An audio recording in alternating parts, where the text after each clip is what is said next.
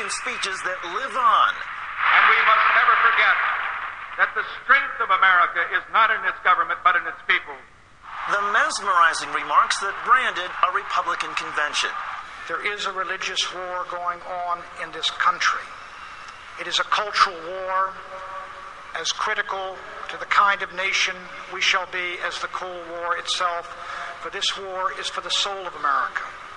In the 1950s, during the Cold War, the Republican Party's robust attitude was led by Dwight Eisenhower.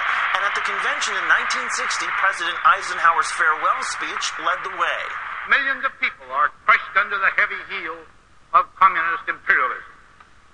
The conscience of America can never be completely clear until the precious right of freedom of choice is extended to all peoples everywhere.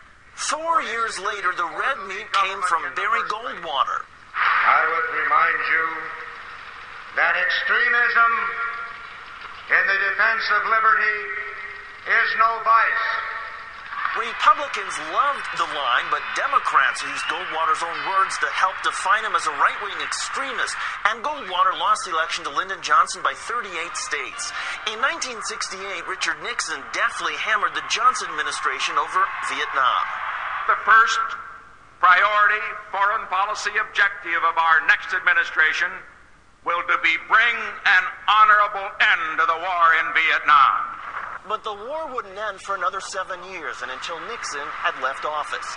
Then in 1980, an optimistic Ronald Reagan spoke of renewing America's spirit. The time is now, my fellow Americans, to recapture our destiny, to take it into our own hands.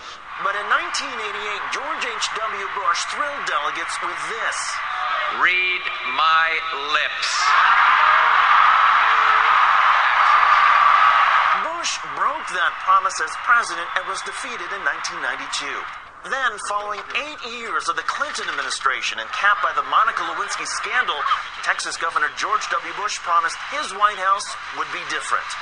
So when I put my hand on the Bible, I will swear to not only uphold the laws of our land, I will swear to uphold the honor and dignity of the office to which I have been elected, so help me God.